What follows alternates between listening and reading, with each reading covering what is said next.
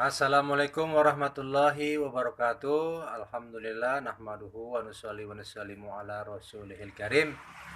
Hari ini kita hendak membahas tentang kesalahpahaman yang selama ini yang ada dalam masyarakat muslim, yaitu tentang nafkah batin. Masya Allah, hari ini banyak masyarakat kita, saudara-saudara kita yang mengartikan, memaknakan nafkah batin ini dengan nafkah seksual. Masya Allah. Sebenarnya nafkah batin ini yaitu agama, nafkah agama untuk anak dan istri kita. Kalau nafkah batin diartikan dengan nafkah seksual, lalu nafkah batin anak kita bagaimana? Masya Allah, ya kan? Nah, jadi Rasulullah pernah memberikan nasihat bahwa kepada para sahabatnya, dan juga nasihat ini juga untuk diri kita. Ada dua nasihat, yang satu dapat bicara, yang satu diam. Maka yang dapat bicara ini Al-Quran, dan yang diam adalah kematian. Dua-duanya bisa menjadi nasihat.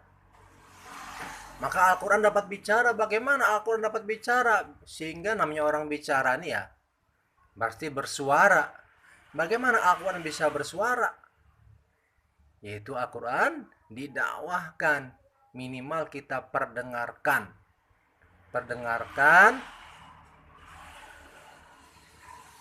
kepada anak istri kita yang sebagai nafkah batin kita. Karena Rasulullah juga memberitahu kepada kita bahwa menuntut ilmu itu diwajibkan bagi setiap muslimin dan muslimat. Kewajibannya kapan? Ya, kewajibannya kapan? Setahun sekali kah? Sebulan sekali kah? Seminggu sekali? Ya kan? Nah, kalau puasa Ramadan setahun sekali. Tapi kewajiban menuntut ilmu ini setiap hari harus tertunaikan. Apa itu ilmu? Kata alim ulama, ilmu itu qala Allah, qala Rasulullah. Firman-firman Allah dan sabda-sabda Rasulullah SAW, itulah ilmu. Selain dari itu hanya merupakan seni saja. Seni merangkai mobil, seni merangkai motor, seni merangkai elektronik, seni saja, kesenian saja, merangkai kata-kata, seni saja. Namanya ilmu ya qala Allah, qala Rasulullah, firman-firman Allah dan sabda-sabda Rasulullah. Bagaimana Al-Quran agar bisa bicara dan ilmu Al-Quran tertunaikan, yang harus kita tunaikan dalam kewajiban kita dalam menuntut ilmu. Ya, setiap hari harus kita baca. Maka kita dianjurkan ini untuk senantiasa membacakan, memperdengarkan sabda-sabda Rasulullah, firman Allah Subhanahu wa taala dan sabda-sabda Rasulullah di rumah kita bersama anak istri kita. Inilah nafkah batin untuk anak istri kita, sehingga nanti anak istri kita tidak menuntut kita ketika di akhirat nanti. Kemudian nasihat yang kedua, kematian. Bagaimana agar kematian ini bisa menjadi nasihat? Ada dua cara.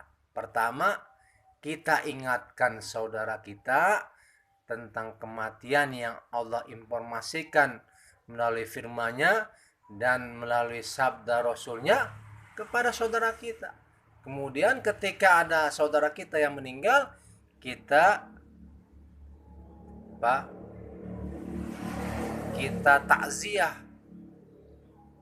Kita antar saudara kita ke tempat terakhirnya, itu kubur. Nah, ini merupakan nasihat buat kita, nasihat kematian.